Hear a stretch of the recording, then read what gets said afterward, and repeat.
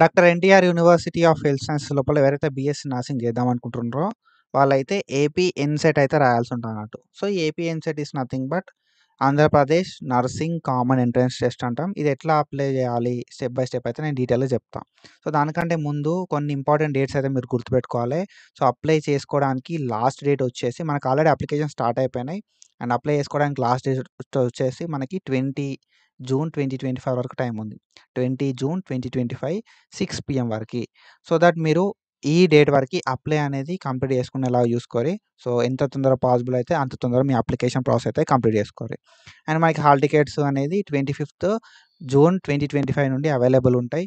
So, అది ఒకసారి మీరు గమనిస్తే బెస్ట్. అండ్ ఆఫ్టర్ దట్ మనం చూసుకుంటే ఏమేమి డీటెయిల్స్ కావాలి మనం అప్లై చేసుకోవాలి అనంటే మనకి డాక్యుమెంట్స్ లిస్ట్ అయితే నేను చూపెడతా. సో, ఈ డాక్యుమెంట్స్ లిస్ట్ అనేది మనం చూద్దాం. అండ్ దాంతో పాటుగా మనకి అప్లై చేసుకోవడానికి ఫీ అనేది ఉంటదన్నట్టు. ఓసీకి ఒక విధమైన ఫీ అండ్ బీసీ, ఎస్సీ, ఎస్టీకి ఒక విధమైన ఫీ ఉంటది.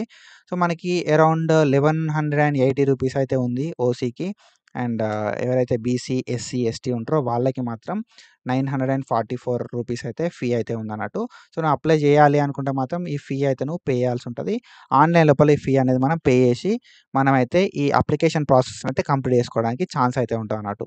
అండ్ ఆఫ్టర్ దట్ మనం చూసుకుంటే మనకి ఎడ్యుకేషన్ క్వాలిఫికేషన్ గురించి, నోటిఫికేషన్ గురించి ప్రీవియస్‌గా మనం డిస్కస్ చేసినాం. అండ్ ఈ డాక్యుమెంట్స్ అనేది ఇప్పుడు మనం అప్లికేషన్ చేసుకోవడం డాక్యుమెంట్స్ ఇంపార్టెంట్ కాబట్టి డాక్యుమెంట్స్‌ని ఒకసారి మీరు చూడుర్రి. ఓకేనా? సో, ఈ డాక్యుమెంట్స్ అన్ని ఒకసారి స్క్రీన్‌షాట్ తీసుకోరి.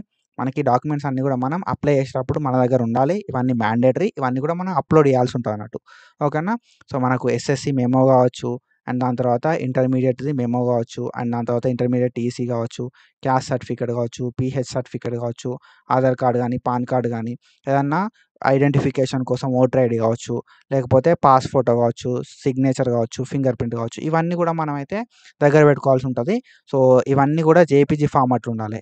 ఏవైతే పాస్‌పోర్ట్ గానీ, లేకపోతే సిగ్నేచర్ గానీ, ఫింగర్ ప్రింట్ గానీ ఇవి జేపీజీ ఫార్మాట్‌లో ఉండాలి.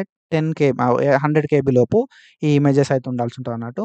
అండ్ ఎస్ఎస్‌సి మెమో, ఇంటర్మీడియేట్‌కి సంబంధించిన సర్టిఫికేట్స్, టీఈసీ గానీ, క్యాస్ట్ గానీ, పీహెచ్ సర్టిఫికేట్ గానీ, ఆధార్ కార్డ్ గానీ ఇవన్నీ కూడా మనకి పీడీఎఫ్ ఫార్మాట్‌లో ఉండాలి. సో, ఈ క్యాస్ట్ సర్టిఫికేట్ ఎస్సీ, ఎస్టీస్ ఎవరైతే ఉన్నారో రిజర్వేషన్ కోసం పక్కా ప్రొవైడ్ చేయాలి. అండ్ ఓసీ వాళ్ళు ఈడబ్ల్యూఎస్ అని ఉంటది. అవి కూడా మనం ప్రొవైడ్ చేయొచ్చు.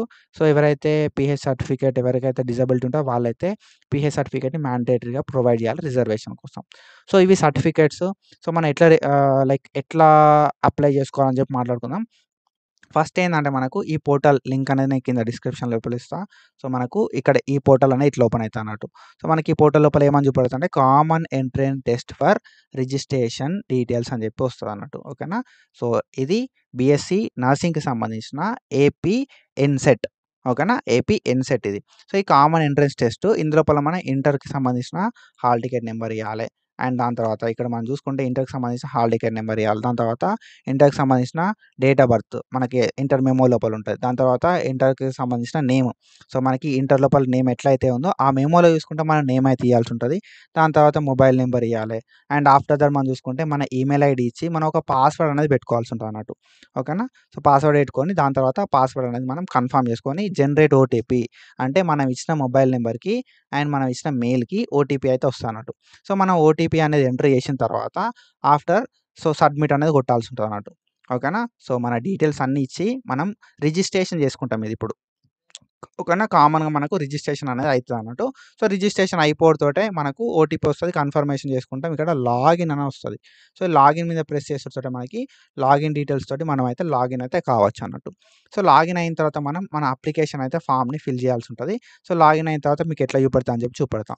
సో, రిజిస్ట్రేషన్ ఐడీ అనేది మనకు జనరేట్ అయితది. అండ్ రిజిస్ట్రేషన్ ఐడీని యూజ్ చేసుకొని మనం ఏదైతే ఇక్కడ పాస్వర్డ్ ఇచ్చినాం కదా! ఓకేనా? సో, రిజిస్ట్రేషన్ ఐడీని యూజ్ చేసుకొని మనం ఇక్కడ పాస్వర్డ్ ఇచ్చాం కదా! ఈ పాస్వర్డ్‌ని యూజ్ చేసుకొని మనమైతే ఇక్కడ మనం ఇందాక డిస్కస్ చేసినట్టే ఇక్కడ ఉంది చూసిర్రా లాగిన్ అని చెప్పి సైడ్‌కి. సో, ఈ లాగిన్ మీద ప్రెస్ చేసి మనకొచ్చిన రిజిస్ట్రేషన్ నంబర్‌ని అండ్ దాని తర్వాత మన పాస్వర్డ్‌ని రెండిటిని ఎంటర్ చేసి మనమైతే లాగిన్ కావాల్సి ఉంటదన్నట్టు. ఓకేనా? సో, రిజిస్ట్రేషన్ నంబర్‌ని ఎంటర్ చేసినాం. అండ్ ఇక్కడ పాస్వర్డ్‌ని ఎంటర్ చేసినాం. ఎంటర్ చేసి ఇక్కడ మనకు ఈ క్యాప్చాని ఎంటర్ చేసి లాగిన్ అవుడుతోటే మనం లాగిన్ అయితది. లాగిన్ అవుడుతోటే మనకి ఇక్కడ చూపెడతదన్నట్టు. సో, అప్లికేషన్ సబ్మిషన్ అని చెప్పి. ఓకేనా? సర్వీసెస్ లోపల అప్లికేషన్ సబ్మిషన్ అని చెప్పి చూపెడతది. సో, ఇక్కడ మనం చూసుకుంటే పర్సనల్ డీటెయిల్స్ ఉంటాయి. అండ్ దాని తర్వాత పేమెంట్ డీటెయిల్స్ ఉంటాయి. అప్‌లోడ్ డాక్యుమెంట్స్ అని చెప్పి ఉంటదన్నట్టు. సో, ఈ 3 అయితే మనకి అవైలబుల్‌గా ఉంటాయి. సో, వీటి లోపల మనం ఏందంటే అప్లికేషన్ డీటెయిల్స్ లోపల మన డీటెయిల్స్ అయితే ఎంటర్ చేయాల్సి ఉంటదన్నట్టు. సో, ఈ డీటెయిల్స్ లోపల పర్సనల్ డీటెయిల్స్ ఉంటాయి. సో, ఈ పర్సనల్ డీటెయిల్స్ లోపల ఏందంటే candidate name, so, father name, mother name, mobile number, date of birth, email ID ఇవన్నీ గూడా మనం ప్రొవైడ్ చేయాల్సి ఉంటదన్నట్టు పర్సనల్ డీటెయిల్స్ లోపల. ఓకేనా? పేమెంట్ డీటెయిల్స్ లోపల ఈ పర్సనల్ డీటెయిల్స్ అన్నీ అయిపోయినాక పేమెంట్ డీటెయిల్స్ ఓపెన్ అయితాయి. పేమెంట్ డీటెయిల్స్ ఇచ్చిన తర్వాత మనకు డాక్యుమెంట్స్ అయితే మనం అప్‌లోడ్ చేయాల్సి ఉంటదన్నట్టు.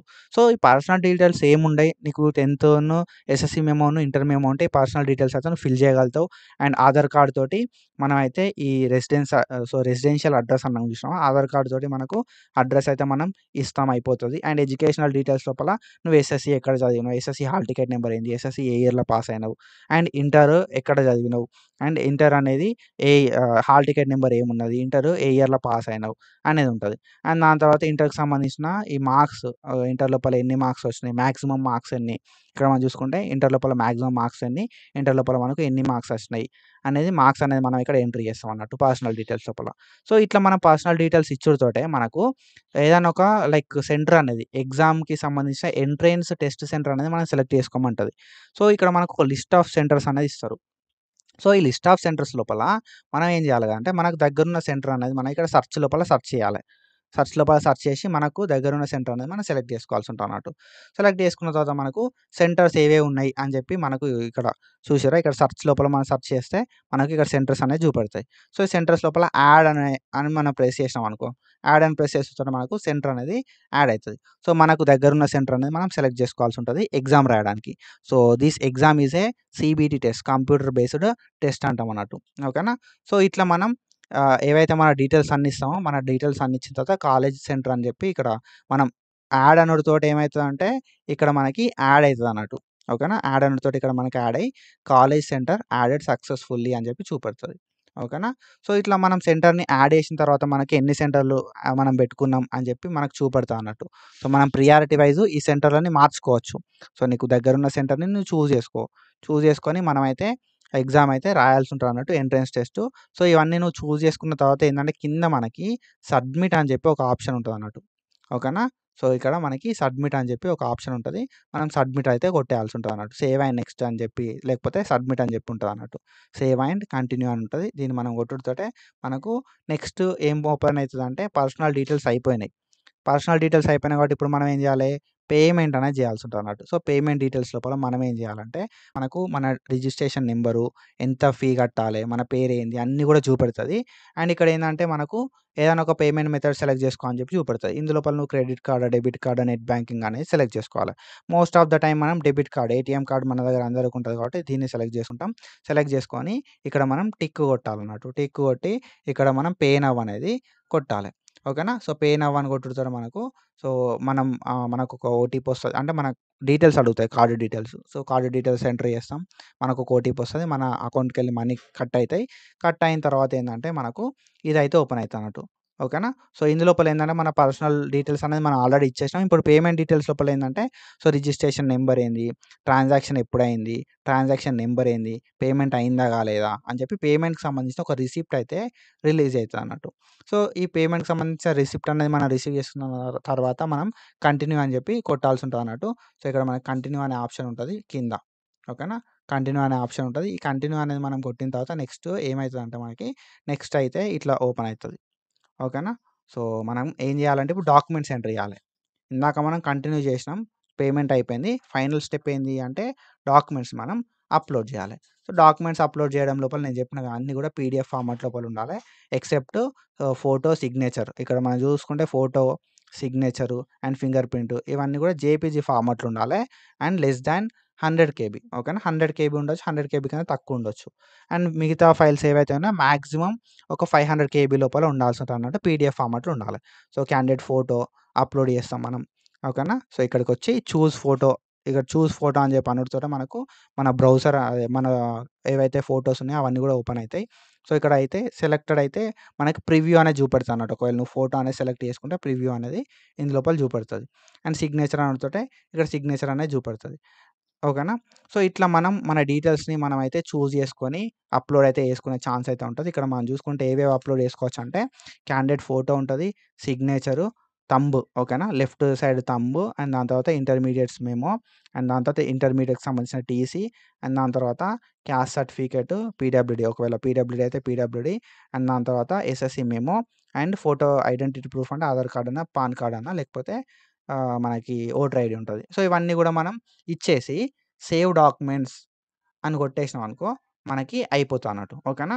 సో, నువ్వు ఒకసారి మనకి ప్రివ్యూ అనొస్తది. ప్రివ్యూ అనేది మనం కొట్టుకొని సబ్మిట్ చేసినామంటే మళ్ళా మనం ఎడిట్ చేసుకోవడానికి ఛాన్స్ అయితే ఉండదన్నట్టు. ఓకేనా. డాక్యుమెంట్స్‌ని మనం సేవ్ చేస్తాం. డాక్యుమెంట్స్‌ని సేవ్ చేసిన తర్వాత మనకేందంటే ప్రివ్యూ అని ఉంటదన్నట్టు. Preview application. ప్రివ్యూ అప్లికేషన్ కొట్టి మనం అయితే మన డాక్యుమెంట్స్‌ని సబ్మిట్ చేయొచ్చన్నట్టు. డాక్యుమెంట్స్ గాని, మన అప్లికేషన్ గాని ప్రివ్యూ అప్లికేషన్ కొట్టినామంటే నువ్వేమేం డాక్యుమెంట్స్ అప్‌లోడ్ చేసినావు, నీ అప్లికేషన్ ఫార్మ్ అప్‌లోడ్ అయిందా కాలేదా అన్నీ కూడా చూపెడతదన్నట్టు. ఓకేనా. సో, ఎట్లా చూపెడతది అనంటే ఇట్లా చూపెడతది. సో, ప్రివ్యూ లోపల మనకు ఇట్లయితే చూపెడతదన్నట్టు. ఓకేనా. సో, ప్రివ్యూ అప్లికేషన్ లోపల మనకు ఇట్లా చూపెడతది. సో, మీ పర్సనల్ డీటెయిల్స్ చూపెడతది. దాని తర్వాత రెసిడెన్షియల్ డీటెయిల్స్ చూపెడతది. దాని తర్వాత ఎడ్యుకేషన్ డీటెయిల్స్ చూపెడతది. దాని తర్వాత మనకు సె ఏదైతే సెంటర్ సెలెక్ట్ చేసుకున్నామో అది చూపెడతది. సో, ఇవన్నీ గూడా మనకు డీటెయిల్స్ అనేది చూపెడతది. మనం ఏమేం డాక్యుమెంట్స్ అప్‌లోడ్ చేసామని చెప్పి చూపెడతది. సో, దీనిలో ఏందంటే మనకు సో, మళ్ళా ఎడిట్ చేసుకునే ఆప్షన్ అయితే ఇస్తారన్నట్టు మనకిక్కడ. ఓకేనా. ఎడిట్ చేసుకునే ఆప్షన్ ఇత్తడు. అండ్ దాని తర్వాత సబ్మిట్ చేసే ఆప్షన్ ఇస్తాడన్నట్టు. సో, దాంతోటి నువ్వు సబ్మిట్ చేసినావనుకో okay. I want to submit this application అంటే పక్కాగా ఇది సబ్మిట్ అయితది. దానిలో నువ్వు తర్వాత ఎడిట్ చేసుకోవడానికి ఛాన్స్ అయితే ఉండదన్నట్టు. ఓకేనా. సో, ఇట్లా నువ్వు నీ అప్లికేషన్ ప్రాసెస్‌ని అయితే సో, కంప్లీట్ చేసుకోవచ్చు. సో, ఏదైతే నేను స్టెప్ బై స్టెప్ చెప్పినో ఆ స్టెప్ బై స్టెప్ ఫాలో అయితూ ఆల్రెడీ స్టార్టింగ్ లోపల నేను డాక్యుమెంట్స్ చెప్పినా కదా! ఆ డాక్యుమెంట్స్ అన్ని రెడీగా పెట్టుకొని ఈ అప్లికేషన్‌ని స్టార్ట్ చేసుకో. So, I hope you got clarity and that's it for today. ఏమైనా డౌట్స్ ఉంటే కామెంట్ చెయి. ఏమైనా ఎర్రర్స్ వచ్చినా కూడా కామెంట్ చెయి. That's it for today. Follow for more content. Thank you so much. Signing off.